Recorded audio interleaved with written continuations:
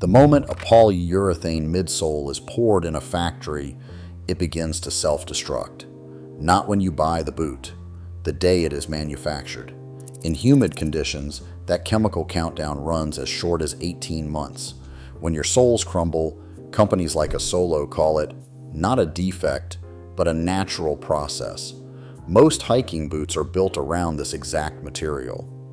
The delamination timeline begins long before you ever open the box.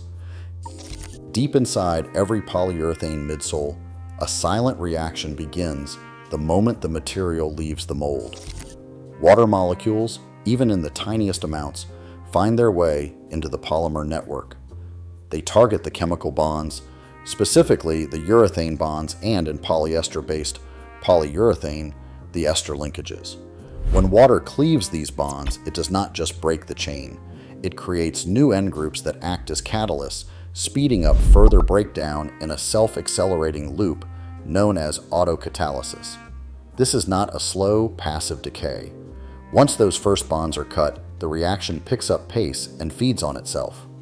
The difference between polyester-based polyurethane and polyether-based polyurethane comes down to these vulnerable links. Polyester-based polyurethane contains ester bonds that are much more susceptible to water attack. That means midsole breakdown is both faster and more aggressive. Polyether-based polyurethane, by contrast, has ether bonds that resist hydrolysis, making it far more durable in the same conditions. Laboratory tests back this up. In tropical climates, polyester-based polyurethane midsoles can lose up to 60% of their strength in just 18 months, with total failure common by the second year. In temperate regions, the window stretches to 3 to 5 years, but the clock is always ticking from the day of manufacture, not the day you pull the boots off the shelf. Polyether-based polyurethane, under identical tests, shows less than 2% loss after 2 years and can last more than twice as long. The pace of this degradation depends on temperature and humidity. The higher the heat and moisture, the faster the reaction. Activation energy measurements show that a humid, hot environment can accelerate hydrolysis tenfold compared to cool, dry storage. Accelerated aging protocols used in independent laboratories confirm these timelines. Under controlled conditions that mimic tropical storage, polyester-based polyurethane can fail in less than 2 years. In milder climates, it might survive 5, but the process is always underway, invisible and unstoppable, from the moment the midsole is born. This is the chemical clock ticking inside nearly every modern hiking boot, and it is set long before you ever lace them up. A boot might look brand new on the shelf, but its midsole chemistry is already in motion. The rate of hydrolysis in polyurethane midsoles is not just a question of time, it is shaped by the world the boots inhabit before they ever reach your feet.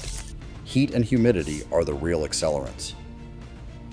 In storage, a warehouse with high relative humidity can double or triple the speed of chemical breakdown compared to a cool, dry storeroom. The relationship is steep. The rate of degradation rises as the relative humidity raised to a power. So if the humidity jumps from 40% to 80%, the breakdown process can speed up by a factor of 10. What surprises many hikers is that inactivity can be worse than use. Boots left untouched in a warm, stagnant closet or a sealed garage trap moisture and heat inside the foam. That microclimate gives water molecules more time to attack the vulnerable bonds in polyester-based polyurethane, nudging the autocatalytic cycle forward even when the boots are never worn. In contrast, regular use, such as walking outdoors and airing them out after hikes, can actually slow the reaction. Movement helps moisture escape, and the constant flexing of the midsole disperses water vapor, lowering the risk of runaway hydrolysis. The paradox is clear. The longer a pair of boots sits idle, the more likely it is to fail the first time it is used. This means that so-called new stock in a store or warehouse may already be halfway through its chemical lifespan before a customer even tries it on. For retailers and supply chains, the economics favor quick turnover, but slow-moving inventory in hot, humid regions is at greater risk for hidden degradation. The science ties directly to everyday experience. A boot's fate is sealed not just by miles on the trail, but by months or years in storage, out of sight and out of mind. Polyurethane has become the backbone of the global hiking boot industry, not because it is the most durable option, but because it is the most profitable. The PU midsole market alone was valued at $5.5 billion in 2023 and is on track to surpass $10 billion by 2030.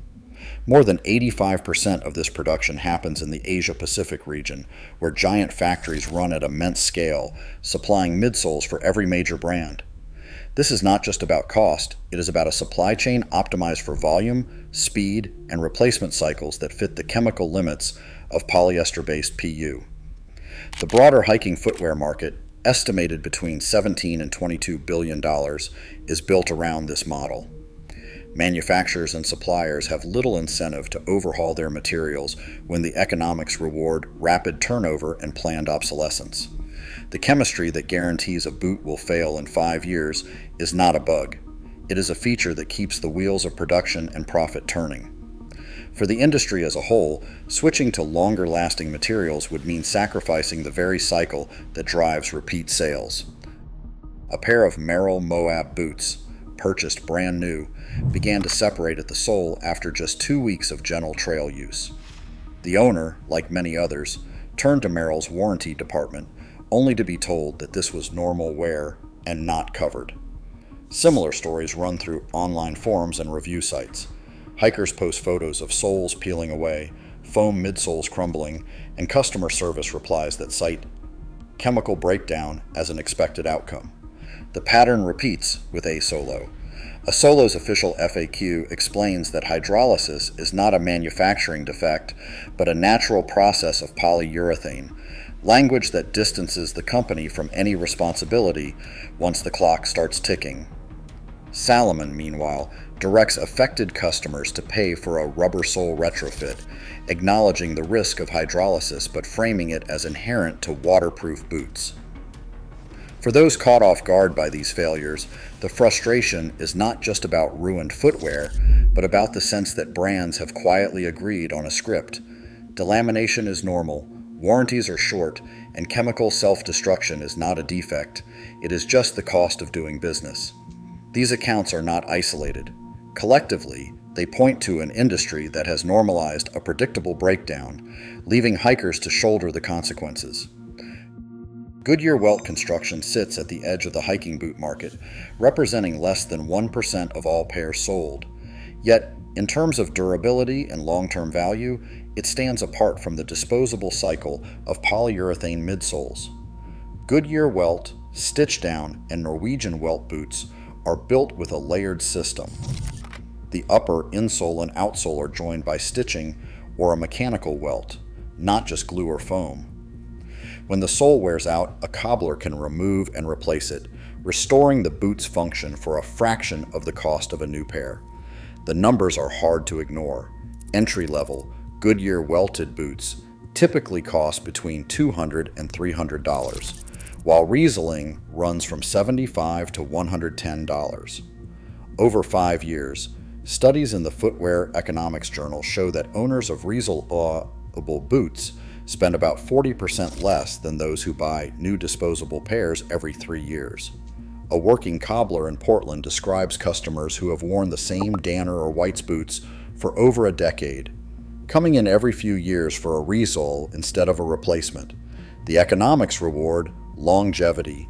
A single pair of well-made boots can outlast 3 or 4 pairs of cemented, polyurethane-based models, with each resole extending their life by years. For hikers willing to invest up front, rebuildable construction offers a proven escape from the planned obsolescence baked into most modern hiking footwear.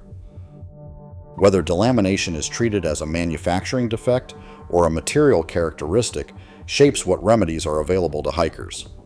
Most major brands, including Merrell, Salomon, and A Solo, use warranty language that frames hydrolysis as a normal process of polyurethane rather than a defect. This legal distinction limits consumer options to short-term repairs or replacements under warranty, while shielding brands from broader obligations.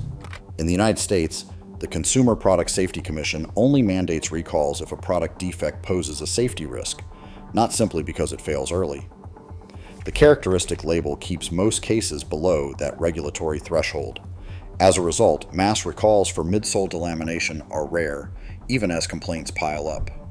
For manufacturers, the calculus is simple.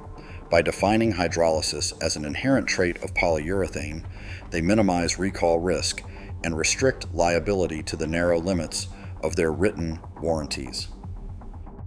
When the North Face faced reports of soles separating on its Shalistifika mid waterproof boots, the company issued a recall for nearly 15,000 pairs in April 2025.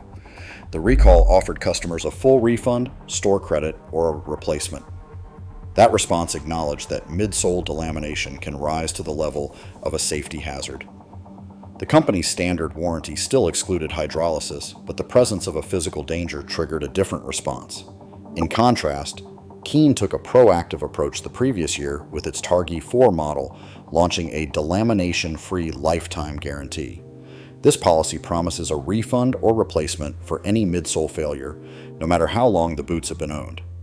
Keen's guarantee stands alone among major brands, directly addressing hydrolysis rather than treating it as an unavoidable trait.